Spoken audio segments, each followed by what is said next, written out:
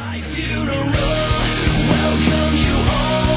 This is the end of the line, so thank you for coming along. My time has come, I don't wanna leave you behind, but this one I'll do on my own. Salut à toi, fan de manga, et je me présente. Moi c'est Colère, c'est la toute première vidéo que je vais faire sur cette chaîne, une chaîne qui sera entièrement consacrée au manga et aux animés. C'était la toute petite présentation en début de vidéo, comme ça j'ai pas besoin de faire une présentation globale pour la chaîne.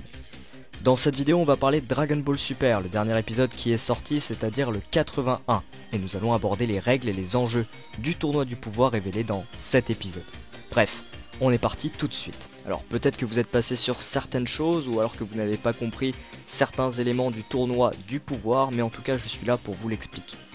En tout cas, le tournoi du pouvoir, nouvel arc de Dragon Ball, qui vient suivre l'arc Mirai Trunks, et Goku est toujours à la recherche de beaucoup plus de puissance. Après le tournoi Univers 6, Univers 7, il est tout excité, et encore plus avec la promesse de Zen-chan de lui organiser un énorme tournoi. Malheureusement, les enjeux sont énormes, et pour beaucoup cela ne va pas être une partie de plaisir, chose que Son Goku, s'en fout complètement. Il n'a pas l'air de se rendre compte des enjeux qu'il y a dans ce tournoi. Dans l'épisode 78, le grand prêtre nous apprend que Zeno-sama détruira tous les univers perdants du tournoi, ce qui va quelque peu choquer beaucoup de Kaioshin et des dieux de la destruction, comme par exemple le Kaioshin de l'univers 6 et Beerus. Dans l'épisode 80, on apprend que seuls les univers les plus faibles participeront au tournoi. Les univers sont notés avec une note sur 10. La requête de Goku et de son tournoi permet à Zeno de détruire les univers, jugeant qu'il y en a beaucoup trop dans le monde. Les univers 7 et 9 étant les univers les plus faibles, participeront au tournoi. Les univers 1, 12, 5 et 8 étant très fortes, ne participeront pas à ce tournoi. Nous avons donc au total 8 univers participant à ce grand tournoi, avec dans chaque univers un total de 10 combattants. Tous les univers perdants seront détruits à l'exception des anges, d'où la totale présence de non-inquiétude chez Whis.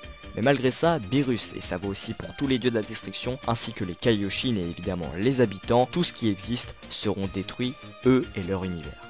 Dans l'épisode 81, la structure et les règles du tournoi sont complètement fixées. Les combattants de chaque univers combattront dans une arène à la forme circulaire dans un endroit appelé le monde du vide, où l'espace et le temps n'existent pas. Un peu dans le même style que la salle de l'esprit du temps, chez Dende. Pour gagner un combat, il faut éjecter son adversaire et s'il est mis KO, il faut l'éjecter par la même occasion. Donc il n'y a pas de on compte à 10 lorsqu'il est KO. Cependant, les armes sont interdites et il est logique que le meurtre d'un adversaire le soit aussi.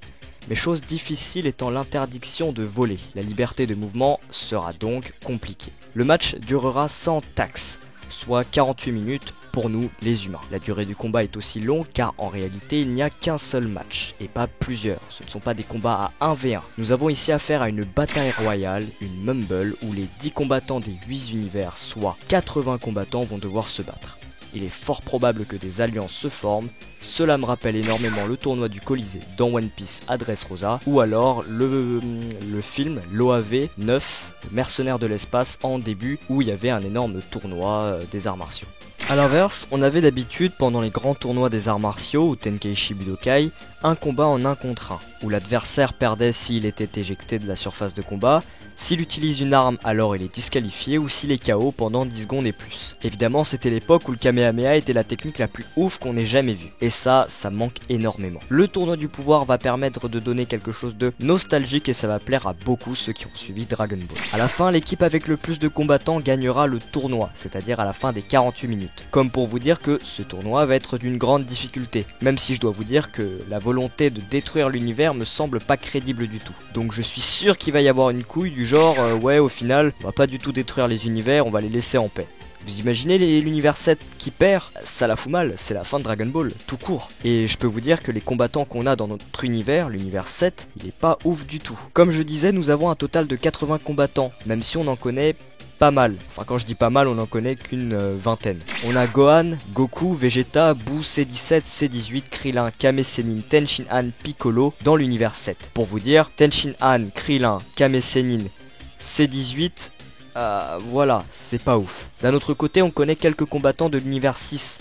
Hit, Frost, Cab, Magetta ou Botamo. Et évidemment, les personnages un peu stylés que l'on ne connaît pas vraiment. Il y a Toppo qui va se battre prochainement contre Goku. Le trio The Dangers avec Lavend, Bergamo, bon le reste, celui qui s'est fait de Tej, on le connaît pas, on s'en fout. Et évidemment, celle qu'on attend le plus, c'est Broly, la toute petite fille qui se transforme en Super Saiyan légendaire d'un seul coup. Bref, elle, on veut la voir impatiemment. Je vous parle des règles et tout, des enjeux, mais je ne vous ai absolument pas parlé de l'épisode 81 qui est sorti, celui de DBS. Il est marqué par le combat de Bergamo et Goku, un combat pas vraiment compliqué pour Sangoku. Bergamo a la capacité d'absorber les coups de ses ennemis pour augmenter sa taille, un peu comme Majin Buu. Cependant, sa vitesse et ses déplacements sont ultra lents, ce qui va permettre à Goku de gagner le combat assez facilement. Si vous voulez une comparaison, vous vous souvenez du combat pendant le Tenkaichi Budokai de Piccolo contre Goku, lorsque Piccolo avait la capacité de grandir un maximum. Goku gagne en utilisant sa transformation en Saiyajin Blue et son Kaioken x10 qu'il arrive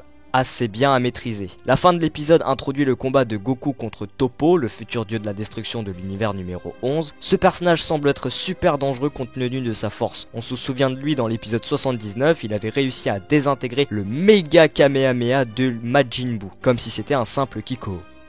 Bref, voilà la fin de la vidéo, j'espère que celle-ci vous aura plu. N'hésite pas à lâcher un petit like, un commentaire si ma toute première vidéo sur cette chaîne YouTube t'aura plu. Je vous laisse et moi je vous dis à la prochaine. Ciao.